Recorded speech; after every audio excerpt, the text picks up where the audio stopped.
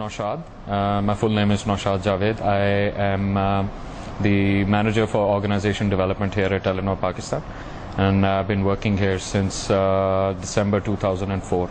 I think the first thing that you have to look at is the environment, the way we work. You must have noticed the open seating environment. The open seating environment, I think when we started Telenor in 2004, and I think even now, we are probably the only company which has an open seating environment, and which is something uniquely Scandinavian, you can say, that we have, and it has its impact. It has created an environment where people can share ideas with each other very frequently.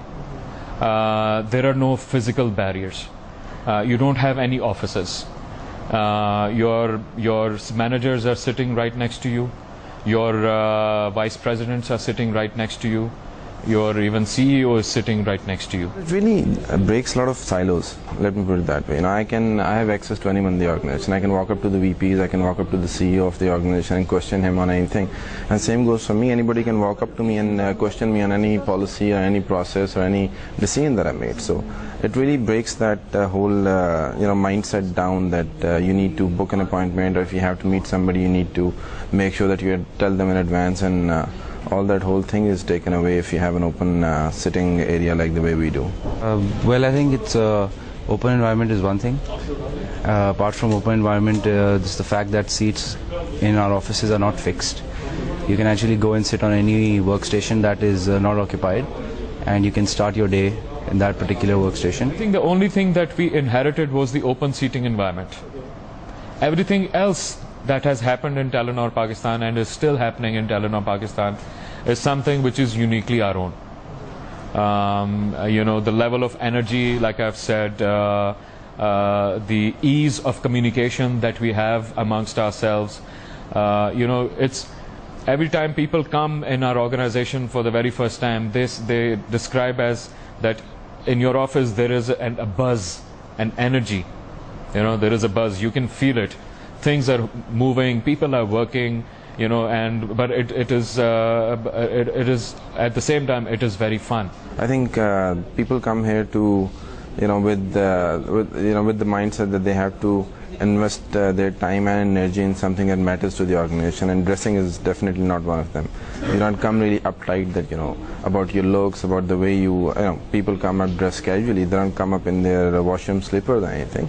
But it's not. It's something that really helps people focus on something that matters more, and feel relaxed about the work. You don't really have to be uptight with the tie and suit and everything. I think this has been discussed at the leadership level in Telenor Pakistan.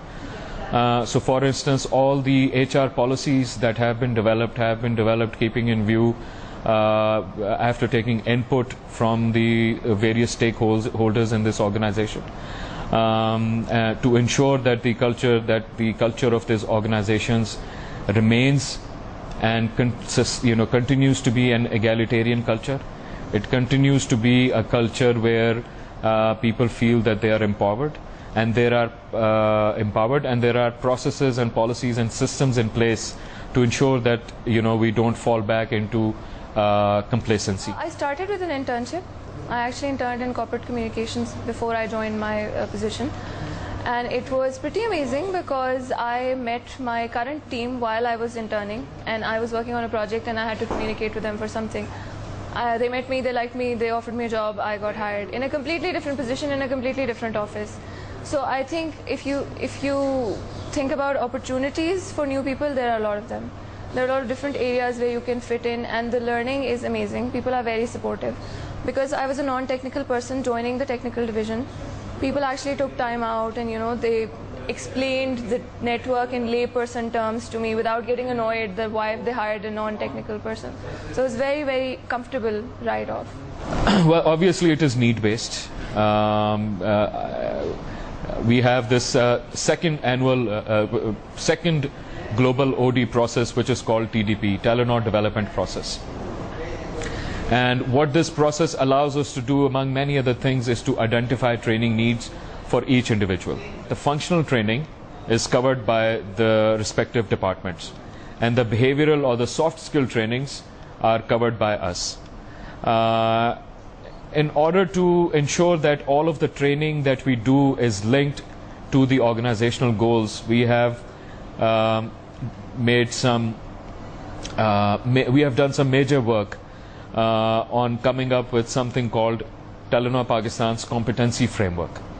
These competencies are behaviors and abilities which are linked to the strategy of this organization.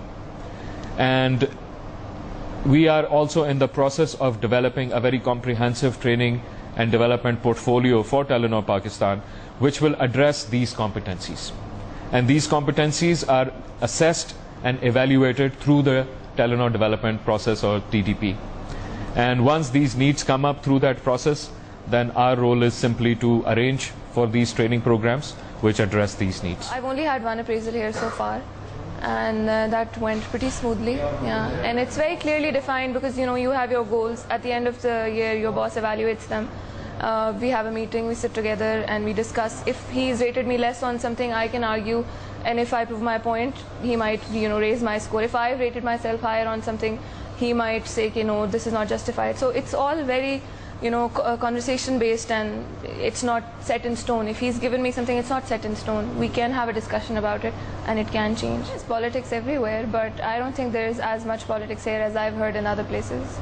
Wherever there are people, there is always politics. But yeah. The first thing that I'd like to mention is that we have, and again I would say that I would claim that we are the first organization in Pakistan, or the only one at this point in time, which has in-house staff counselor on board.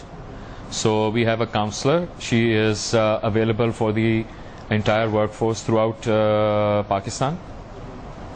Anyone who feels that he or she is under a lot of stress, or there is something that, or someone that he or she needs to talk to in confidence,